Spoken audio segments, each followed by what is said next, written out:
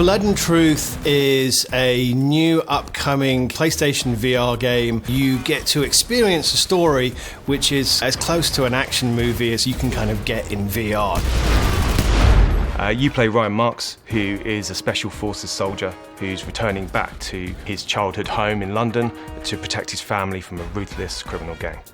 We're huge action movie fans here, so we wanted the main character who could handle themselves but was also massively against the odds, and that's what puts him in these situations like jumping out of collapsing buildings or fighting off assault helicopters from the top of an open-top car racing through London. If it's been in an action movie, we've either done it or we thought about doing it.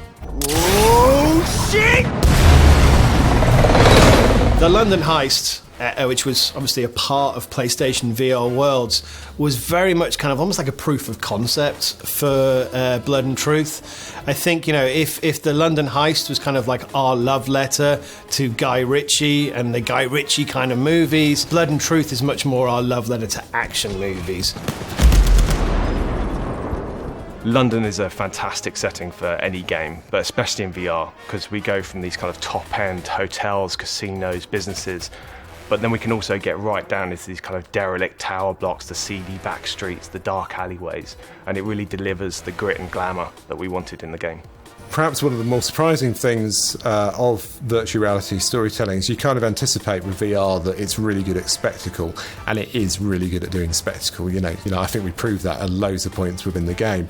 But what's perhaps more surprising, was more surprising for me as a writer, was that actually VR is really good at doing intimate stuff as well. When you are kind of like crouched behind some cover, taking pot shots, reloading, physicality you have there is something that just no other video game gives you, and because of that it just immerses you in a way that makes you feel like an action hero in a way like nothing ever has before.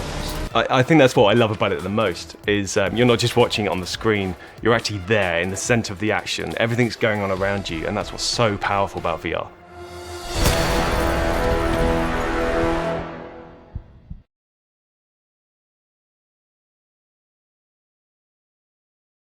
For the players.